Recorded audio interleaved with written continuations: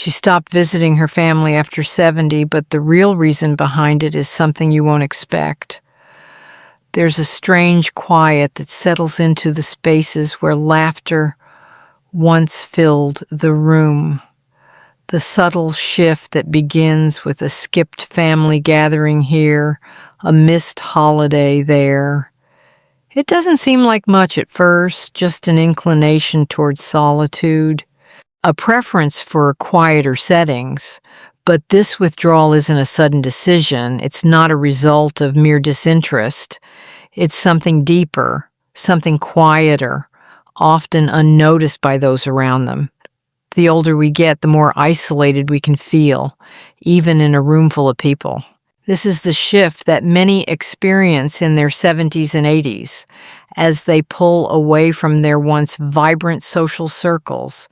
What starts as an innocent comment, "I'd rather stay home this time," masks an underlying tension that's often difficult to express. The withdrawal isn't always voluntary. It's not as simple as wanting a little peace. For many older adults, it's about something more personal, more unspoken. A fear of being judged, a fear of not measuring up anymore. They may still have the same warmth, the same love, but there's a wall between them and the rest of the family. It's easy to chalk it up to mere age or introversion, but it's something more, something that hides in the silence and is rarely spoken about. The gap isn't just physical, it's emotional too. Their inability to participate fully in conversations, their need to decline invitations to avoid the bustling energy of younger generations. These are the signs of a deeper, more complex struggle, but no one talks about it, and perhaps no one notices. The quiet decision to isolate oneself can be a way of hiding vulnerabilities. It can be an attempt to shield others, even if they don't realize it. But the cause of that shield, the weight behind it, remains unknown. And without understanding it, we can't begin to see what might be lost in the distance that grows. How long can this go on before it becomes more than just an avoidance of family gatherings? And what will the consequences be when the reasons behind it are left unspoken? There's something more hidden here, something we haven't yet uncovered. As we age, the world around us doesn't just change. It becomes harder to navigate. The pressures aren't always visible, nor are they always understood by those who haven't walked the same path. When seniors begin to withdraw, it's often a direct response to the immense weight of hidden pressures that come with aging. These pressures aren't just physical, they're emotional, societal, and personal. The toll aging takes on the body is only one part of the equation. There's the physical decline that often isn't seen by younger family members. The aching joints, the struggle to keep up, the fear of becoming a burden. But it's not just the body that's affected. Aging brings with it a shift in the mind, in how one perceives their role in the family. What was once natural, engaging in lively conversations, attending family dinners, even helping with daily tasks, becomes an increasingly difficult mountain to climb. And then there's society's expectations. In a culture that celebrates youth and independence, aging often feels like a quiet battle. There's a constant internal pressure to remain strong, to maintain dignity, even when the body can no longer keep up. For some, this struggle becomes overwhelming. The simple act of being seen as old can be humbling in a way that's hard to put into words. As these pressures mount, they create an emotional weight that can feel suffocating. Seniors might begin to feel like their presence is more of a burden than a gift. that their declining health is something to be hidden. Family gatherings, once joyful occasions, start to feel like a stage where their vulnerabilities are exposed. The laughter and chatter around them feel like reminders of everything they can no longer do, everything they've lost. But what's worse than the physical decline is the emotional isolation.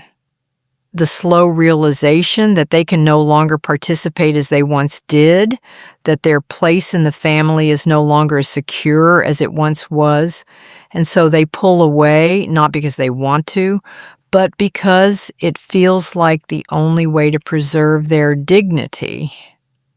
But what does that mean for their emotional health, for their sense of self-worth? The real question is, how do these pressures begin to change the way seniors interact with their families? How much more can they withdraw before it becomes impossible to reconnect? And what happens when this emotional burden is never addressed? It's easy to assume that if a senior withdraws from family gatherings, it's because they simply want to be alone. But that assumption misses a crucial factor: the unintentional mistakes families make when engaging with aging relatives. What may seem like a small gesture, an innocent comment, a well-meaning suggestion, can unintentionally deepen the emotional divide between the generations. Take, for example, the frequent question, "Why don't you join us for dinner?" Or the offer to help with simple tasks that seniors feel capable of doing themselves. These actions, though well-intentioned, can inadvertently make seniors feel more powerless.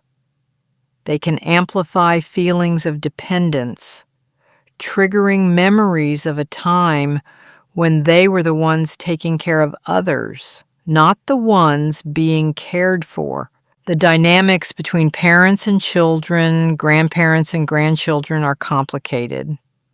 Family members may not realize how their words or actions can unintentionally infantilize or embarrass a senior. When a loved one is constantly reminded that they're getting older, whether through concern, pity, or casual remarks, it can feel like an assault on their autonomy.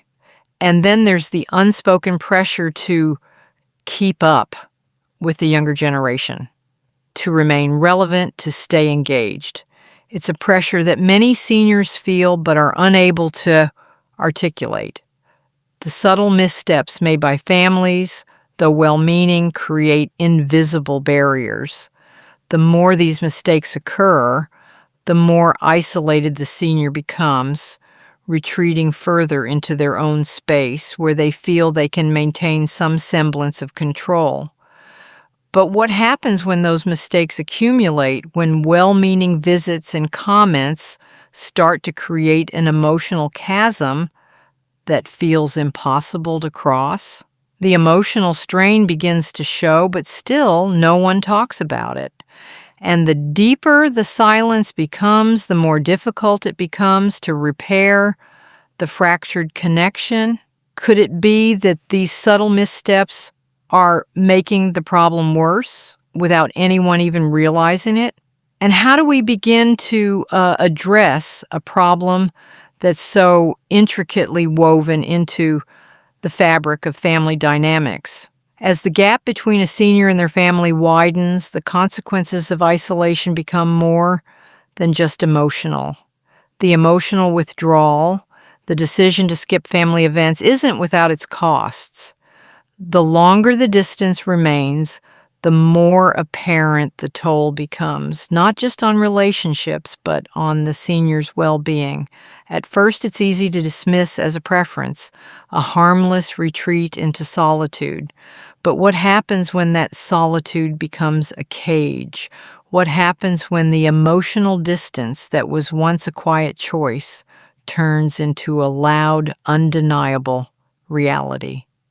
The erosion of dignity is one of the first and most painful costs of isolation. As seniors begin to withdraw from family events, they miss the opportunities to connect, to feel seen, and to feel valued. The absence of these interactions over time leads to a gradual decline in their emotional health. The lack of support can exacerbate feelings of loneliness, depression, and even physical decline. But the effects go beyond just mental health. Emotional withdrawal also affects a senior's sense of independence. Without the support of family, without the reassurance that they're still an active, engaged part of the family unit, seniors can begin to feel like they're fading away. It's a slow process, but eventually it starts to take a very real toll on both their mental and physical health. How long can someone continue to withdraw before the damage becomes irreparable?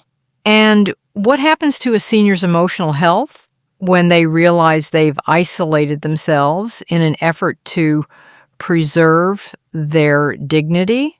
The question lingers then in the air. How do we reverse the damage done by isolation before it becomes permanent? The truth behind the withdrawal often lies hidden beneath layers of fear and shame. It's not just about aging or declining health. It's about something much deeper. For many seniors, the root of their isolation isn't avoidance or rejection. It's a deep-seated fear of being a burden. They worry about their physical decline, their inability to care for themselves, and the toll they might be taking on their loved ones. This fear, however, remains largely unspoken. It festers quietly, creating a barrier that only the senior understands. For some, the real reason behind their withdrawal is rooted in unresolved family tensions. It's not that they want to pull away, but rather that they fear their presence will stir old conflicts, reopen old wounds. And so they retreat, not out of dislike, but out of a desire to protect themselves and those they love from the emotional weight of those unresolved issues. One personal story can shed light on this. Imagine an elderly woman, once the heart of family gatherings, now turning down every invitation, retreating into her own world. It isn't that she no longer loves her family, but that the idea of being a burden on them has become unbearable.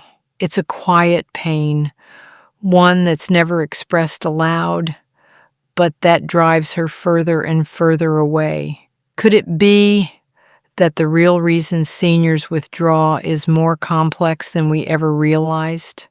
That their struggle isn't with the physical limitations of aging, but with an emotional burden that they can't share?